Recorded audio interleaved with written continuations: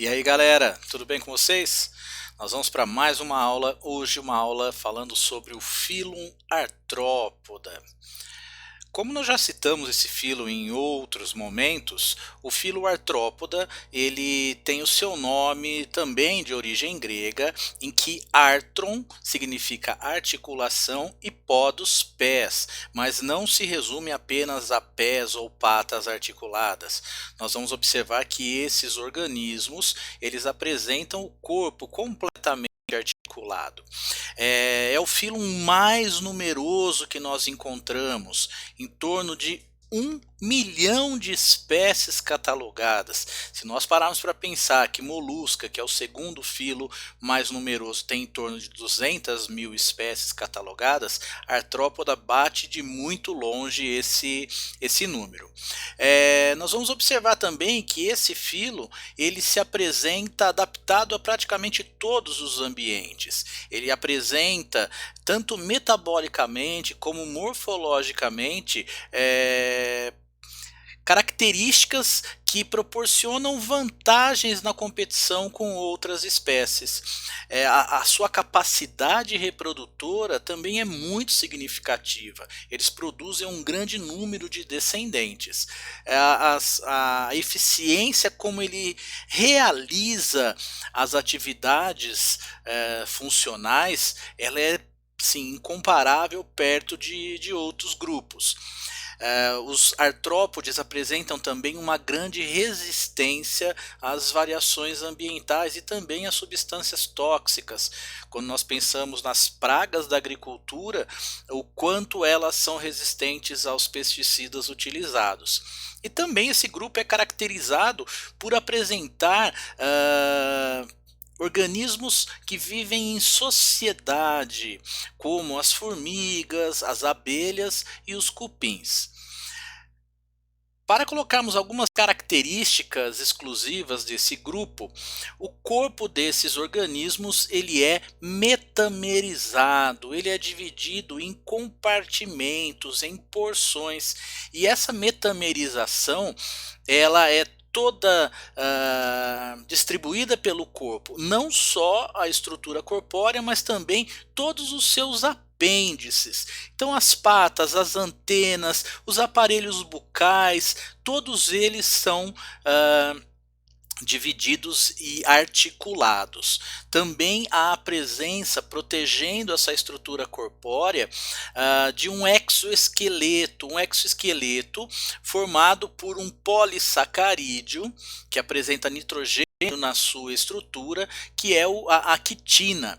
Esse exoesqueleto, exo fora, esse exoesqueleto ele dá uma proteção ao organismo, então propicia resistência, propicia impermeabilização, algo muito importante para a sobrevivência desse grupo. Alguns artrópodes têm ainda no seu exoesqueleto a presença de carbonato de sódio, que é uma estrutura calcária. Essa presença de carbonato de sódio vai tornar ainda mais resistente a estrutura do exoesqueleto. Nós observamos isso lá nos crustáceos.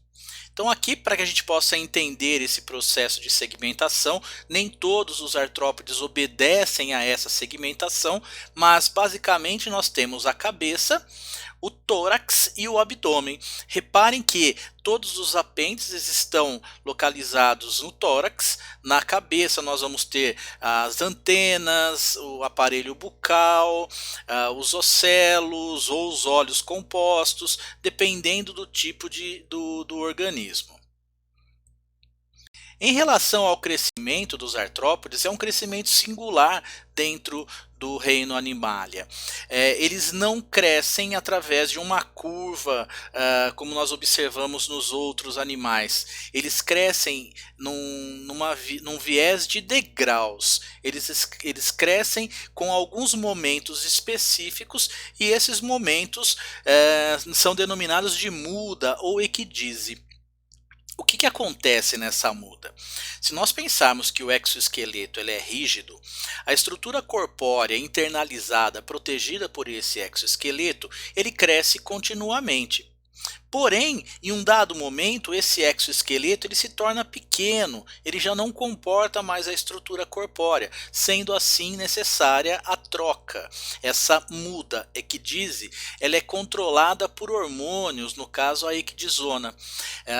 Haverá liberação de enzimas em determinadas regiões do exoesqueleto, que ele amolecendo permite o seu rompimento e a saída da parte mole do corpo desses organismos, abandonando esse exoesqueleto, já que não será mais utilizado, e nós denominaremos de exúvias. Esse exoesqueleto ele se tornou pequeno, portanto foi abandonado, e o organismo começa a secretar na superfície corpórea quitina, e é nesse momento que ele se encontra mais vulnerável, porque ele se encontra sem proteção, mas também é o momento que ele aumenta a sua estrutura corpórea, que ele cresce, já que a estrutura do exoesqueleto não permite esse crescimento. Então nós podemos observar nessa imagem aqui uma cigarra abandonando o seu exoesqueleto. Repare que a exúvia ela até tem uma coloração diferente, e o organismo posteriormente secretará a quitina sobre a superfície corpórea para formar um novo exoesqueleto. Isso ele já vai ter um tamanho maior. E nesse gráfico nós observamos com os eixos do tempo de desenvolvimento no eixo X e no eixo Y, o tamanho do corpo. Repare que com o passar do tempo o corpo vai aumentando, porém ele forma patamares. Nesses patamares ocorre a muda. Tendo a muda, repare que o crescimento ele é abrupto, ele é muito rápido. Nesse período é o período pós-muda, na qual o organismo secretará e também haverá o endurecimento do seu exoesqueleto. Quando ocorre o endurecimento, repare que a curva, o crescimento é muito pequeno, praticamente imperceptível externamente. Haverá crescimento interno, quando surgirá nova muda, já que esse exoesqueleto se torna pequeno e o organismo crescerá novamente e assim subsequentemente. Então nós vamos agora abordar diferentes classes. Nós falaremos de 4 classes dentro dos artrópodes. O critério para a organização dessas classes vai levar em consideração como o corpo é segmentado, o número de patas, se existem ou não antenas nesse organismo, se existem outros tipos de apêndices como pedipalpos, quelíceras, o número de asas. Então, através de todos esses elementos, nós conseguimos observar qual é o processo evolutivo desses organismos, havendo um grau maior ou menor de parentesco entre eles. Então, para começarmos, nós vamos falar da classe Insecta. A classe Insecta ela tem algumas características que são singulares. A estrutura corpórea é dividida em cabeça, tórax e abdômen, e eles apresentam 3 pares de patas ligadas ao tórax, portanto são 6 patas, são hexápodas. Vão ainda apresentar antenas, geralmente 2 pares de asas, mas isso pode variar. Nós teremos organismos com um par de asas ou até organismos ápteros que não apresentam asas. Além disso, nós vamos observar que os segmentos cabeça, tórax e abdômen, eles têm tamanhos diferentes. Na região da cabeça nós vamos ter a boca, e ela é rodeada por peças articuladas que vão formar o seu aparelho bucal, que existem das mais diferentes formas, mais diversas formas, dependendo de qual é o alimento, qual a fonte alimentar desse organismo.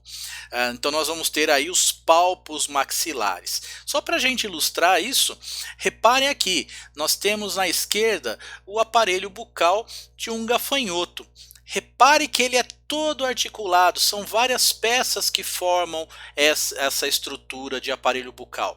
Na borboleta nós temos a espirotromba, que ele utiliza para sugar o néctar das flores. No mosquito, o aparelho picador-sugador, e na mosca, um sugador-lambedor. Então, dependendo de qual é a fonte alimentar, nós vamos ter dos mais diversos tipos de aparelhos bucais.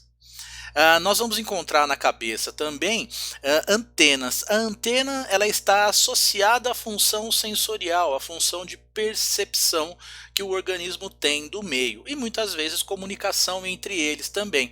E eles apresentam olhos compostos formados por omatídeos. Cada omatídeo tem um aspecto hexagonal e haverá a formação, uma composição de imagens de cada um desses omatídeos.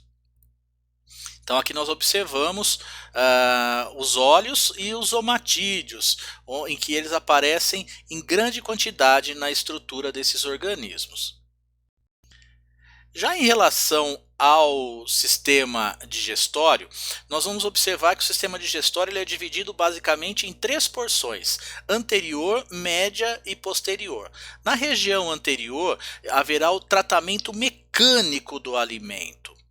Na região média é o estômago enzimático e na porção final nós vamos ter a absorção dos nutrientes, a reabsorção de água e também a elaboração das fezes para serem posteriormente eliminadas.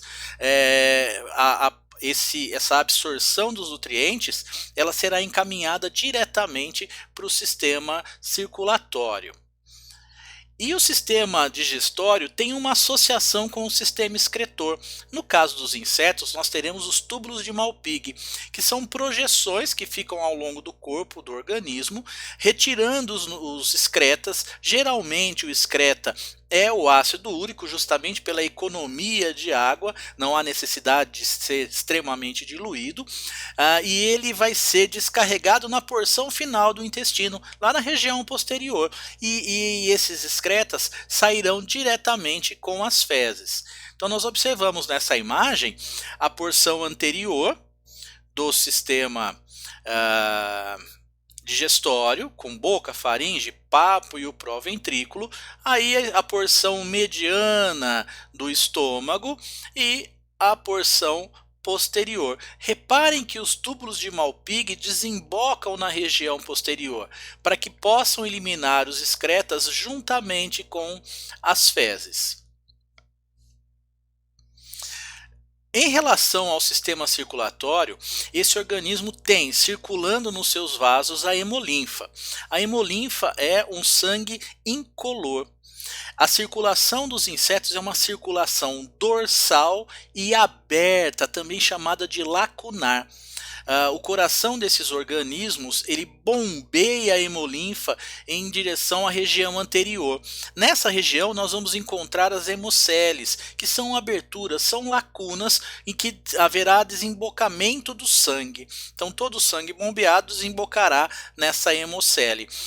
Ocorrerá aí as trocas de nutrientes com os tecidos, os excretas junto com outras substâncias voltarão para o coração por abertura. Essas aberturas são chamadas de ósteos ou ostíolos, e aí o sangue volta para a circulação. Já com essa imagem conseguimos observar essa estrutura, né? O coração bombeando em direção à hemocele e o sangue volta por essas aberturas que são os ostíolos. Já em relação ao sistema respiratório, o sistema característico dos insetos é o sistema traqueal, que nada mais se constitui do que um conjunto de tubos que vão se ramificando, atingindo diretamente os tecidos. Então, no sistema respiratório dos insecta, o sangue não tem participação, porque os gases vão diretamente ao tecido e do tecido para o meio externo. O sangue não é um veículo de transporte de gases. É interessante a gente observar isso, porque geralmente organismos que têm a circulação aberta têm uma atividade lenta pela falta de oxigenação. Mesmo os insetos tendo a circulação aberta, em virtude do sistema traqueal que leva diretamente o gás até o tecido, não ocorre esse tipo de comportamento. São organismos extremamente ágeis. Então aqui nós observamos um gafanhoto com a sua estrutura da traqueia, chegando aqui as traqueídes, que ocorrem as trocas gasosas. O gás volta saindo pelo espiráculo. Então, tanto a entrada de O2 como a saída de O2 é feita pelo espiráculo. E na lateral desse organismo nós observaremos uma sequência de espiráculos, os quais permitem essa troca respiratória. Já em relação ao sistema reprodutor, nós vamos observar que esses organismos são dioicos, então são sexos separados, a fecundação é interna e eles são ovíparos, eles botam ovos. E além disso, nós teremos diferenças no desenvolvimento desses organismos. Nós teremos organismos que são ametábolos, esse desenvolvimento é direto, não há metamorfose. Do ovo, ele eclode, já temos uma forma juvenil muito, mas muito similar à forma adulta. Nós encontramos esse caso nas traças dos livros. Já o M-metábolo, nós vamos ter uma metamorfose incompleta, parcial, então o desenvolvimento é indireto. Nós vamos encontrar esse tipo de desenvolvimento no gafanhoto, na barata, no percevejo. Nós teremos a eclosão do ovo, a formação de uma ninfa. A ninfa ela não apresenta asas e também a sua estrutura reprodutora ela ainda está imatura. E até essa ninfa vai se desenvolver até atingir a forma de imago ou de adulto. Repare, na forma de adulto ele terá asas e o sistema reprodutor já estará maduro. O outro grupo são os holometábolos, a metamorfose completa. Nós vamos encontrar isso nas borboletas, nas mariposas, nas moscas. Nós vamos ter o ovo eclode formando a larva se desenvolve, forma-se a pupa ou o casulo, no qual ocorrerá a metamorfose e desse casulo será aberto, liberando a forma adulta. Temos um caso especial que acontece com as abelhas, que nós chamamos de partenogênese. A partenogênese ocorre quando o óvulo de uma abelha rainha ele se desenvolve sem a necessidade de fecundação. Isso formará o zangão, o macho. Então o macho nesse caso ele é haploide e a fêmea, a abelha rainha, ela é diploide. Então para que a gente possa observar esse processo de metabolismo, o holometábolo, repare que nós temos a partir da eclosão o pequeno organismo que quando chega até adulto ele não sofreu modificações, então não temos metamorfose. No M-metábolo, repare que nós temos as fases de ninfa e a asa só vai aparecer no adulto, assim como também a sua maturidade sexual. E no holometábolo, o ovo eclode, formando a larva, vários formatos de larva, até que ele forme a pupa, e a partir da pupa, já com o processo metamorfósico, formará a estrutura adulta, o imago. A próxima classe é a classe crustácea. Nós vamos observar que nesse grupo nós vamos ter o exoesqueleto mais rígido. Ele apresenta carbonato de cálcio, como foi citado anteriormente. Isso ocorre com as lagostas, os camarões, os siris, os caranguejos. Também vamos observar apêndices articulados e o corpo segmentado em duas porções, a junção da cabeça com o tórax, formando uma peça única chamada cefalotórax, e a região do abdômen. Então, na cabeça desses organismos, geralmente nós encontramos dois pares de antenas e também dois olhos compostos. Geralmente esses olhos se encontram pedunculados. O que significa isso? Eles apresentam uma haste e o olho fica na ponta dessa haste, um pedúnculo. Também nós vamos observar um par de mandíbulas que podem ou não ter apêndices acessórios. E no abdômen nós vamos encontrar os apêndices articulados natatórios birremes. Então são dois ramos que ficam presos a uma base.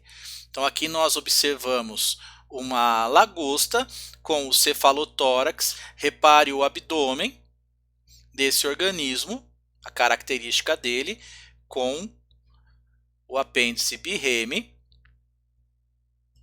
Na estrutura anterior, a presença de apêndices articulados, as quelíceras, essas pinças na região anterior que ele utiliza para alimentação,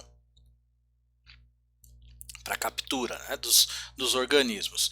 Aqui um camarão, o cefalotórax e o abdômen. Repare o telso com os seus urópodes, essas estruturas que auxiliam na natação.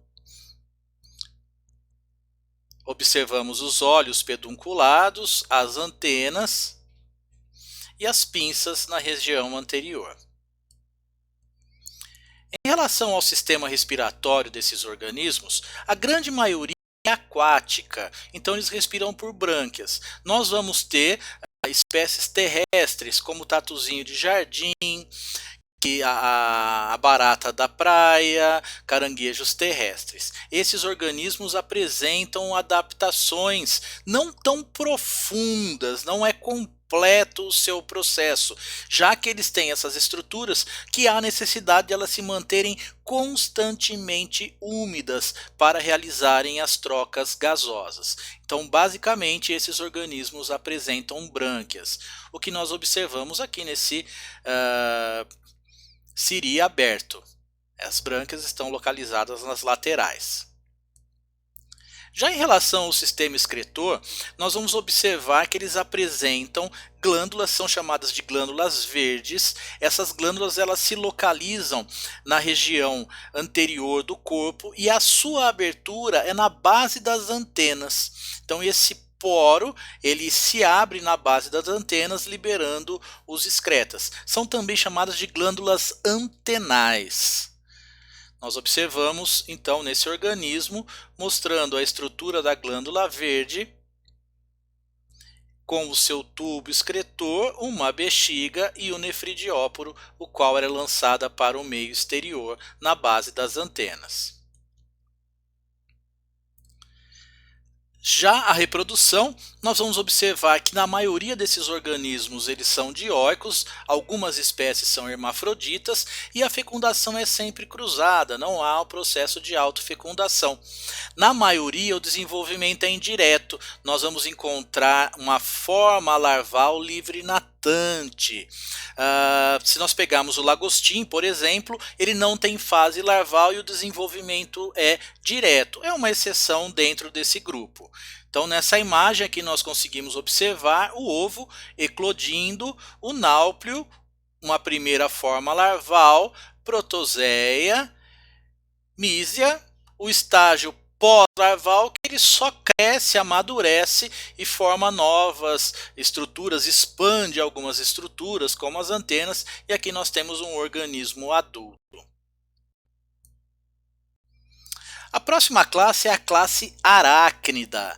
A classe aracnida ela apresenta como organismos pertencentes às aranhas, os escorpiões, os ácaros e os carrapatos. Nós vamos observar que existe uma grande diversidade estrutural entre os aracnídeos, porém eles apresentam algumas estruturas em comum. Entre essas estruturas, o corpo geralmente é dividido em cefalotórax e abdômen, que podemos denominá-las de prossomo e opistossomo. Então o cefalotórax seria o prossomo e o abdômen o opistossomo. Nos escorpiões nós vamos encontrar uma diferenciação na região abdominal, na porção pré-abdômen, que é mais alargado, e pós-abdômen, que é alongado e formando uma estrutura caudal. Nos ácaros nós não vamos nem perceber a divisão de cefalotórax e abdômen, parece basicamente uma única estrutura. Então aqui nós observamos em uma aranha o cefalotórax, o abdômen, a presença de 4 pares de patas nesses organismos, as glândulas de veneno, a presença das fiandeiras, que são estruturas que produzirão as teias desses organismos.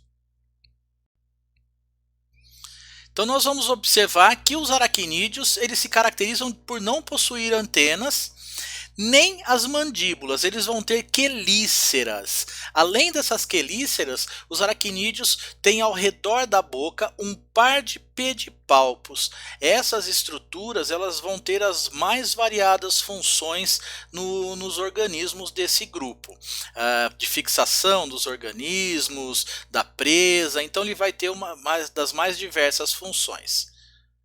Então aqui nós observamos a estrutura, como foi dito, do prossoma, do opistosoma, os 4 pares de patas e a ausência de antenas. Outra característica importante que eu citei na imagem anterior é a presença de 4 pares de patas. No abdômen dos escorpiões existe um par de apêndices que são apêndices sensoriais, que é chamado de pente. E lá nas aranhas nós vamos ter apêndices que são ligados às glândulas de seda, que vão produzir a teia, que são as fiandeiras. Os aracnídeos eles têm a característica de apresentar olhos simples, diferente do que nós vimos lá nos insetos, que apresentam os olhos compostos. Então aqui nós observamos uma aranha com seus olhos simples e a estrutura bucal bem característica desse organismo. Os aracnídeos em sua maioria são terrestres, podemos encontrar os ácaros vivendo em água doce ou ambiente marinho. A grande maioria é predadora, mas nós encontramos organismos vivendo num hábito parasítico. Então aqui nós observamos a imagem de um ácaro. Em relação ao sistema digestório, eles são basicamente carnívoros. Alguns apresentam glândula de veneno com o objetivo de paralisar as suas presas. Eles não possuem mandíbulas, como falado anterior, e vão utilizar as quelíceras. Eles têm o hábito de ingerir o alimento já liquefeito. Então a digestão ela é parcialmente ocorrida de forma extracorpórea e finalizam isso no interior do seu trato digestório. Então aqui nós observamos uma aranha predando um gafanhoto. Ela lança o conjunto de enzimas no interior do corpo desse organismo, muitas vezes o enrolando com teia e mantendo como se fosse um alimento que vai ser digerido e depois ele retoma o contato com esse material para sugá-lo.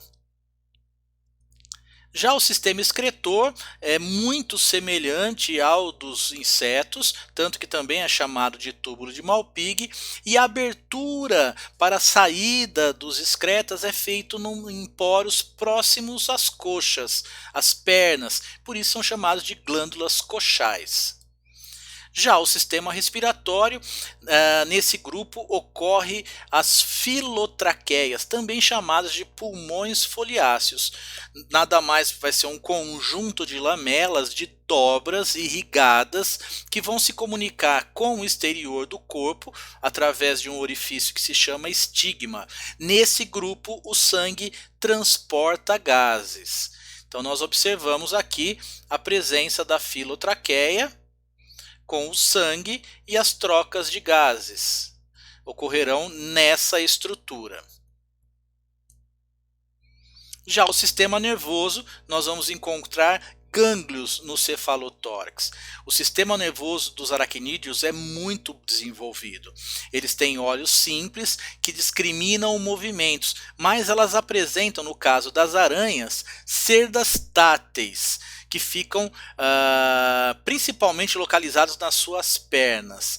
Essas cerdas vão permitir que ele tenha uma sensibilidade ambiental, mudança de velocidade do ar. Eles conseguem perceber essas vibrações do ambiente, inclusive as vibrações que elas estão nas teias. Então ela coloca as suas patas e percebe se a teia teve alguma movimentação. É como se ela tivesse uma audição por essas cerdas táteis.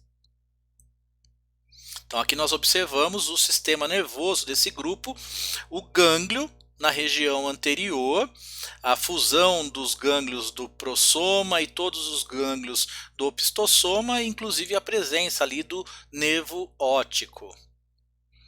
E finalmente o sistema reprodutor, esses animais têm sexos separados e a fecundação é interna. Nós vamos observar que existe um dimorfismo sexual dentro desse grupo. O macho não apresenta um órgão copulador, eles têm outros mecanismos, como por exemplo deixar os seus gametas em uma estrutura fixa no solo, e o macho, através de uma dança, direciona a fêmea para que essa estrutura seja introduzida no seu corpo e consequentemente haja fecundação. Então aqui mostrando a quantidade de organismos que são produzidos no processo de reprodução. E o último grupo, nós vamos juntar a classe Quilópoda e a classe Diplópoda. Essas duas classes têm muitas semelhanças, como o número de patas, o corpo alongado e segmentado, a cabeça com um par de olhos e um par de antenas. Mas elas têm algumas diferenças. Dentro de Quilópoda, que é a lacraia, o corpo é achatado e dividido em cabeça, tórax, são 4 segmentos de tórax, e os outros segmentos formando o abdômen. Nós vamos observar que na região anterior há um par de garras inoculadoras de veneno. Já nos Diplópoda, exemplificado pelo piolho de cobra, nós não vamos encontrar garras inoculadoras de veneno, e os segmentos torácicos possuem um par de patas. No do abdômen, nós vamos observar que eles apresentam 2 pares de patas. Eles são chamados popularmente de centopeia. Quilópoda é predador, e eles predam dos mais diversos organismos, até pequenos roedores. Diplópoda já é detritívoro, e ele se alimenta de detritos vegetais. Os dois vivem em locais úmidos, escuros, geralmente sob troncos caídos, madeira, material que está depositado, enquanto Diplópoda é diurno e Quilópoda é noturno. Os dois respiram por traqueias, também excretam através de túbulos de Malpighi, como nos insetos, e os sexos são separados, eles são dioicos. Os jovens têm a forma muito semelhante aos adultos. Então aqui nós observamos características desses dois organismos. Diplópoda tem antenas curtas, 2 pares de patas por segmento e hábito diurno. Já Quilópoda, as antenas são longas, tem um par de patas por segmento, hábito noturno, além do que eles apresentam estruturas inoculadoras de veneno.